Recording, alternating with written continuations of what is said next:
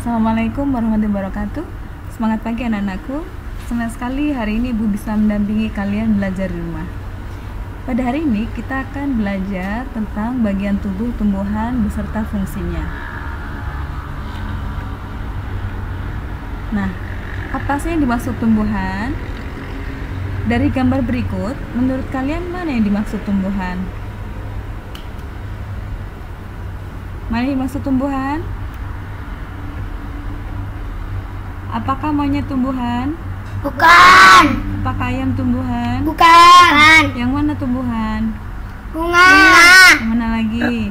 Pohon. Pohon. Jamur. Jamur bukan. Jamur bukan. Jadi yang hijau-hijau ini adalah tumbuhan. Tumbuhan. Kalau yang bisa bergerak dan bernafas, perlu makan, Hewan. bisa berjalan ke sana kemari, itu namanya Hewan. Kalau tumbuhan makan tapi dengan caranya sendiri dan tidak berpindah tempat.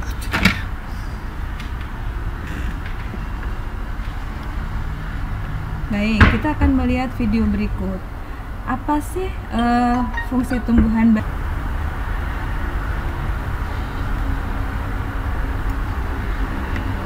Baik, ini adalah tumbuhan kalau kita lihat dari akar menuju batangnya dan sampai daunnya. Ini adalah bagian akar tumbuhan. Nah, kita lihat di sana ada rambut-rambut akar. Nah, yang bulat-bulat ini adalah perumpamaan air yang akan masuk ke dalam akar. Nah, kalau akar itu dipotong, di dalamnya ada saluran seperti ini. Bagaimana air bisa masuk ke dalam akar? Ada dua cara. Yang pertama adalah air masuk melalui dinding sel, melalui celah-celah dinding sel begini menuju xilem. Kemudian ada juga jalur yang lain, yaitu air melalui sitoplasma atau cairan sel. Kita lihat. Cara yang kedua adalah dia langsung melewati sel-sel ini melalui cairan selnya menuju xilem. Nah, xilem ini nanti akan menghantar air menuju ke batang, naik begini ya, dari batang nanti akan sampailah ke dalam daun. Nah, kalau dilihat apa yang ada di dalam akar dan batang itu, ini adalah salurannya. Yang bulat-bulat biru ini adalah perumpamaan air yang diangkut melalui xilem menuju daun. Nah, ada saluran panjang di sana ya. Nah, sangat besar sekali kekuasaan Tuhan dalam menciptakan tumbuhan yang sangat berguna bagi manusia. Nah, air ini nanti akan digunakan dalam proses fotosintesis di daun. Nah, sebagian akan dilepas ke udara melalui proses transpirasi. Nah, di bagian bawah daun ini akan ada mulut daun yang disebut stomata. Nah, dia bisa membuka menutup stomata ini. Ketika membuka, dia akan mengeluarkan oksigen. Nah, dia juga menghisap CO2 dan mengeluarkan oksigen. Nah, membuka menutup ya, seperti bibir, maka dia disebut dengan mulut daun. Ada banyak mulut daun pada permukaan daun itu. Nah, dia membuka menutup karena perbedaan konsentrasi ion potasium. Nanti kalau kalian belajar lebih lanjut akan memahami itu. Oke. Di dalam daun ada apa? Nah, di sana ada sesuatu yang sangat rumit yang diciptakan oleh Tuhan. Nah, di sana ada proses fotosintesis menggunakan gas karbon dioksida. Kemudian dengan penggunaan air, sebagian akan dilepas ke udara menjadi oksigen. Nah, itu dikeluarkan menuju udara. Kemudian kita hirup sebagai udara segar. Nah, untuk karbon dioksida tadi dilanjutkan prosesnya menjadi glukosa yang bisa disimpan dalam bentuk cadangan makanan. Nah, ini adalah perjalanan air yang dari bawah menuju daun. Nah, yang di sini adalah perjalanan hasil fotosintesis dari daun ke seluruh tubuh. Sangat istimewa sekali ya. Kita harus bersyukur kepada Tuhan karena sudah menciptakan tumbuhan. Tumbuhan mengeluarkan oksigen yang berguna bagi kita, menghasilkan buah yang berguna bagi kita. Baik, kita akan mempelajari lebih lanjut tentang tumbuhan ini. Jadi ciri utama tumbuhan adalah dia bisa kita lihat secara langsung karena dia memiliki banyak sel. atau bahasa ilmiahnya adalah multisel. Ciri yang lain adalah dia memiliki klorofil atau zat hijau daun. Jadi ketika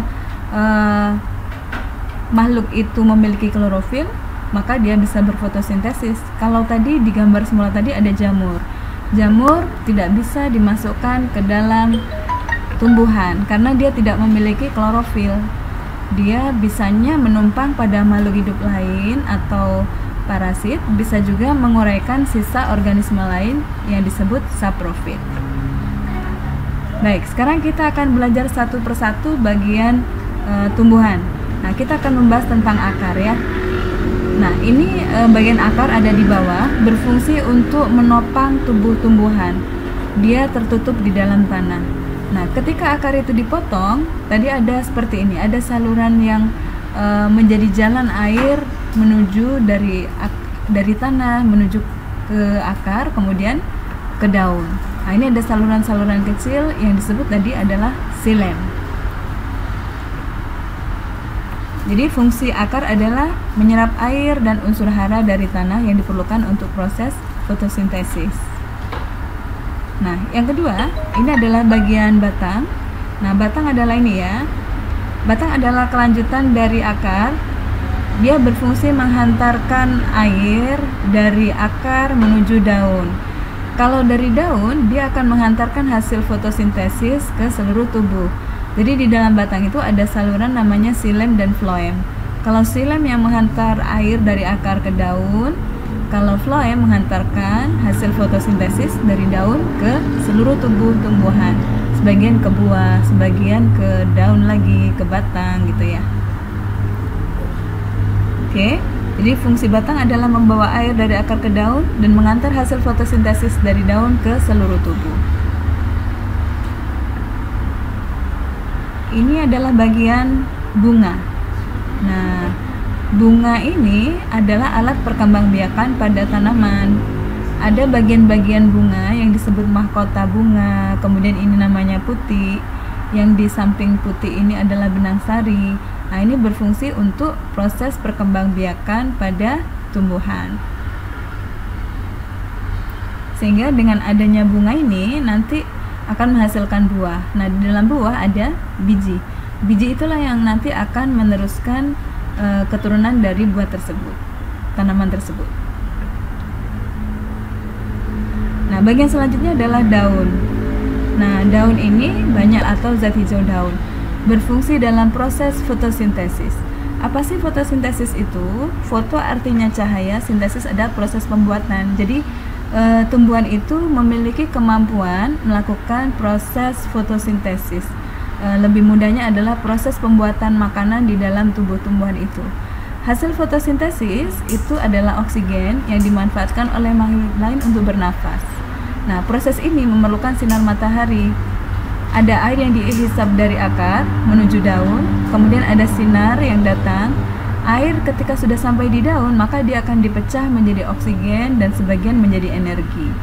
Nah, energi itu digunakan untuk memproses karbon dioksida yang diserap oleh daun, nantinya akan menghasilkan cadangan makanan dalam bentuk glukosa, dalam bentuk buah. Nah, nanti disimpan di buah gini ya. Jadi tanaman itu pada dasarnya tidak memerlukan oksigen. Buah pun juga tidak diperlukan, tetapi makhluk lainlah yang menggunakan. Jadi kita harus berterima kasih kepada tumbuhan, kepada Tuhan yang sudah menciptakan tumbuhan, karena dengan adanya tumbuhan ini makhluk yang lain bisa hidup. Jadi daun tadi berfungsi sebagai tempat fotosintesis dengan bantuan sinar matahari. Nah, adapun buah, seperti kelanjutan proses fotosintesis tadi, buah adalah sebagai tempat penyimpanan cadangan makanan yang bisa dimanfaatkan makhluk hidup lain sebagai sumber makanan.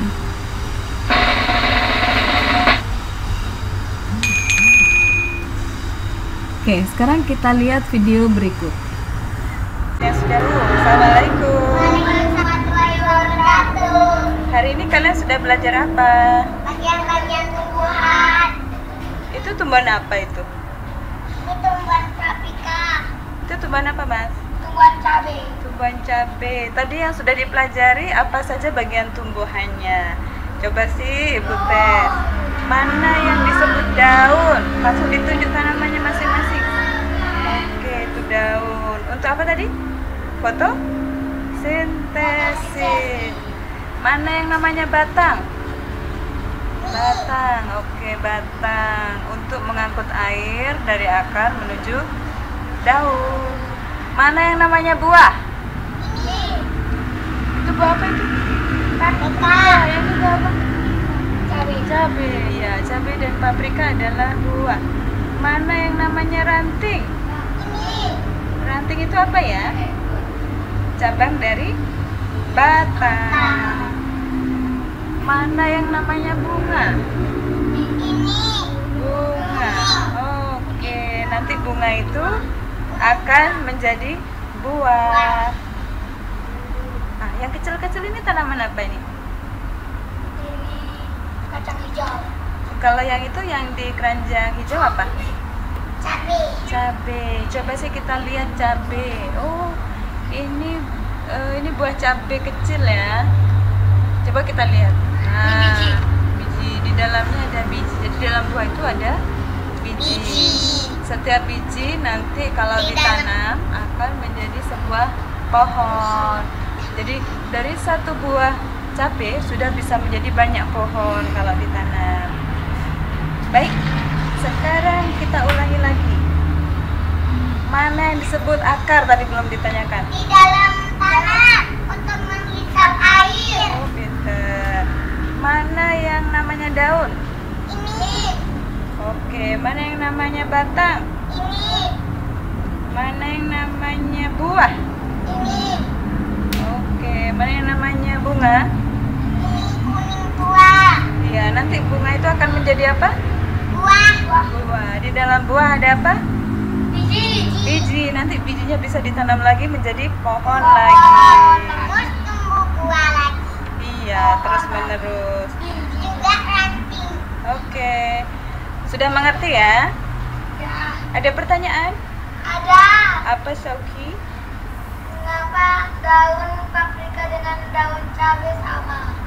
Iya, mirip ya. Karena paprika dan cabai itu masih bersaudara. Jadi masih banyak kemiripan. Ketika masih kecil, dia nggak bisa dibedakan mana pohon paprika, mana pohon cabai karena masih bersaudara. Tapi kalau sudah berbuah, barulah nampak paprikanya buahnya lebih besar, cabai lebih kecil. Adik ada pertanyaan ya? Ada. Apa pertanyaannya? Di dalam bunga ada apa? Oh, di dalam bunga ada apa? Dalam bunga itu ada serbuk sari, ada putih, ada mahkota. Nanti fungsinya untuk penyerbukan, sehingga nanti bunga itu akan menjadi buah. Ada satu lagi. Oh, satu lagi apa? Di dalam akar ada apa? Di dalam akar ada apa? Di dalam akar itu ada saluran air.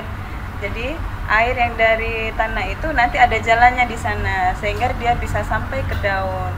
Dari akar menuju batang, dari batang menuju daun, ada salurannya di sana. Oke? Cukup ya? Cukup. Nah, kita akhiri dulu. Wassalamualaikum warahmatullahi wabarakatuh. Wassalamualaikum warahmatullahi wabarakatuh. Dadah teman-teman, jangan lupa like and comment dan share.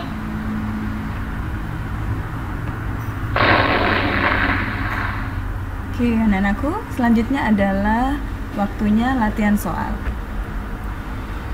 Pada slide sebelumnya, kalian sudah belajar tentang bagian-bagian tumbuhan. Nah, silakan kalian ingat kembali. Di sini ada 5 abjad yang ditanyakan. Tentukan nama bagian, tunjukkan abjad dan jelaskan fungsinya. Pada bagian A ini apa? Fungsinya apa? Bagian B, bagian C, bagian D, dan bagian E.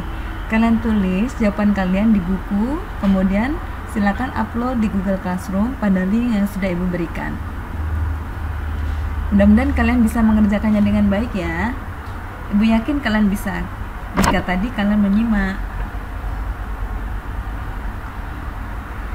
Terima kasih atas perhatian kalian anak-anakku. Mudah-mudahan apa yang kita pelajari bermanfaat. Kita bisa menjadi hamba yang bersyukur, yang berterima kasih kepada Tuhan, yang berterima kasih kepada tumbuhan. Karena Tuhan sudah menciptakan tumbuhan, ini manfaatnya sangat banyak bagi kita. Kita bisa mendapatkan oksigen, kita bisa mendapatkan aneka makanan dari tumbuhan, sehingga kita bisa mendapatkan energi dan bisa beraktivitas. Nah, untuk cara bersyukur yang lain adalah kita memelihara tumbuhan dengan baik, tidak menebangnya dengan liar, sehingga pasokan oksigen di dunia kita ini tetap terjaga, sehingga polusi dari karbon dioksida itu bisa berkurang. Mudah-mudahan kita bisa bertemu lagi pada pertemuan mendatang. Ibu senang sekali bisa menemani kalian belajar di rumah. Tetap jaga kesehatan, tetap semangat belajar. Insya Allah kita jumpa lagi minggu depan. Assalamualaikum, semangat pagi.